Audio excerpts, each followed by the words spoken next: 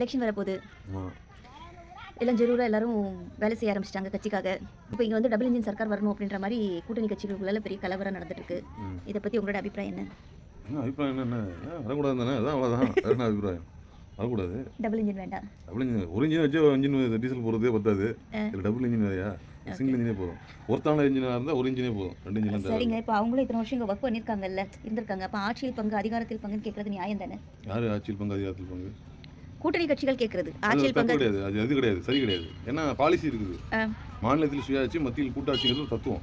ஒரு கட்சி வச்சுட்டு தத்துவம். அதனால அது கொள்கை. அது கொள்கை. உறவுக்கு கை கொடுப்போம், உரிமைக்கு குரல் கொடுப்போம். அதுதான் வந்து கொள்கை.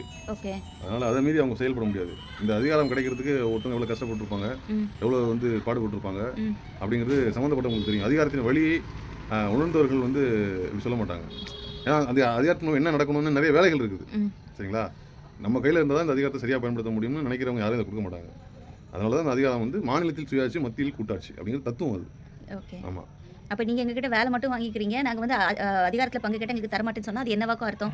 அது வந்து கூட்டணிக்கு செய்கிற துரோகம் இல்லையா அப்படின்னு வந்து ஒரு சாரார் கேட்குறது. அது வந்து நீங்கள் அதை எப்படி பார்க்குறீங்க? நியாயம் தானே தோணுது. இது வந்து இந்த மாநிலத்தில் சுயாட்சி, மத்தியில் கூட்டாட்சிங்கிறது அவங்க வீட்டில் ஏதோ தலைவாணி கடையில் எழுதி வச்சுட்டு சொன்னது கிடையாது. உலகறிய அறிவிச்சு, தத்துவமாக அறிவிச்சு சொல்லி 75 காலமாக அதான் பேணி காத்துட்டு வராங்க. அதுதான் வேலை திட்டமாக வச்சிருக்காங்க. உங்கள்கிட்ட வந்து யாரும் இன்னைக்கு வந்து சொல்லலை.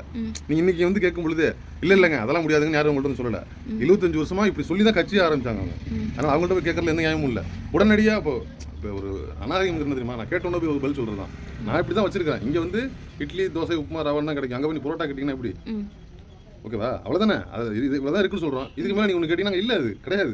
அதுதான் அதோட அர்த்தம். யாரும் திடீர்னு வந்து உங்கள்கிட்ட சொல்லலையே இது மாதிரி. மாற்றிக்கலாம் தானே அந்த சட்டங்கள்லாம் மாற்றினாலும் என்ன? அது அவங்க சம்மந்தப்பட்டவங்களுக்கு அது நிறைவேற்ற முடிஞ்சதுன்னா, அது அவங்களுக்கு வந்து ஒத்து போனால், அவங்களுக்கு வந்து சரின்னு பட்டுச்சுன்னா அப்போ செய்வாங்க, அப்போ வாங்க.